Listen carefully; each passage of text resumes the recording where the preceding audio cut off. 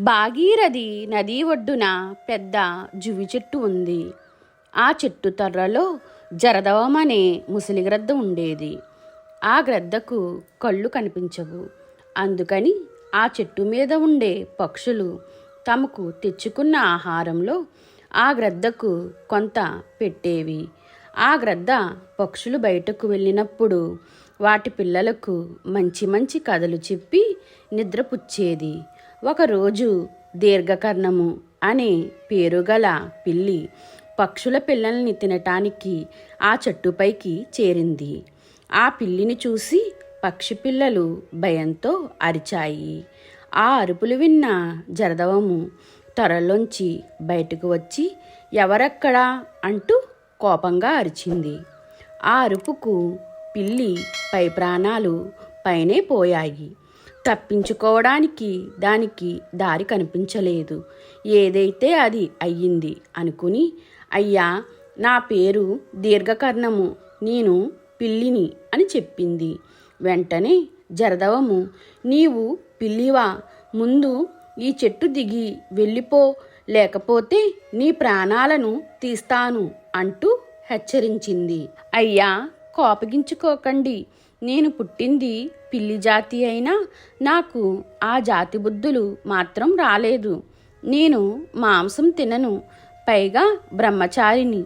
ఇక్కడి పక్షులు మీరు చాలా మంచివారని చెప్పుకోవటం విని మీతో స్నేహం చెయ్యాలని వచ్చాను అంది. దీర్ఘకర్ణుడి మాటలకు జరదవము సంతోషించింది. ఆ రోజు నుండి ఆ రెండు మంచి మిత్రుడు అయ్యాయి. ప్రతిరోజు దీర్ఘకర్ణుడు సాయంత్రం పూట జరదవము దగ్గరికి వచ్చి ఓ గంటసేపు కబుర్లు చెప్పి వెళ్ళిపోతుండేవాడు. కొన్ని రోజులు గడిచిపోయాయి.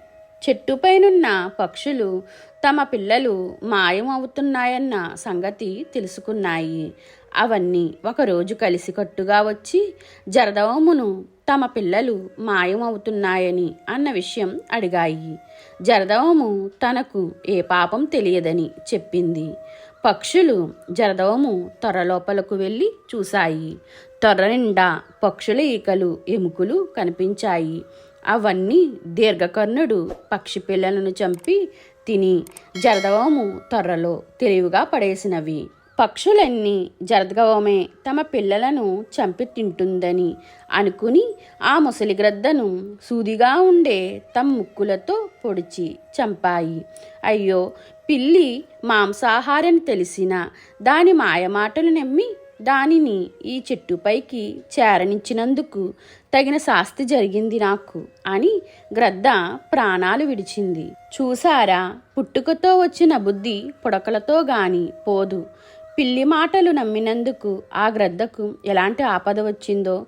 అందుకే మనకి తెలియని వాళ్ళు చెప్పే మాటలను మనం నమ్మరాదు.